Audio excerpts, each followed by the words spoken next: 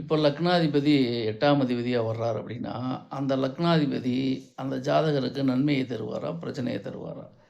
இப்போ மேச லக்னம் எடுத்துக்கங்க. லக்னாதிபதி செவ்வாய், 8ஆம் அதிபதி விருச்சிகம், அதுவும் செவ்வாய். இப்போ துலா லக்னத்தை எடுத்துக்கங்க. லக்னாதிபதி சுக்கிரன், 8ஆம் அதிபதி, அதுவும் சுக்கிரன். இப்போ இந்த 2 லக்னங்களுக்கு மேச லக்னத்துக்கும், துலா லக்னத்துக்கும் 8ஆம் அதிபதி அவரே வர்றனால, இந்த லக்னாதிபதி ஜாதகருக்கு நன்மையை தருவாரா? பிரச்சனையை தருவாரா? அப்படின்னா, 1, 8 அதிபதியாக ஒருவரே வந்தால், இந்த ஜாதகருக்கு பிடிவாத குணம், மூர்க்கத்தனம், முரண்பாடுகள் இருக்கும். யார் என்ன சொன்னாலும் கேட்க மாட்டாரு.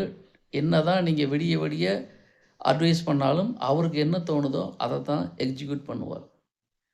பிடிவாத குணம் அதிகமாக இருக்கும். மத்தபடி செவ்வாயோ, சுக்கிரனோ அவர்கள் லக்னத்துக்கு பெரிய 8ஆம் அதிபதியாக வருவதால் பெரிய பாதிப்பை தரமாட்டார்கள்.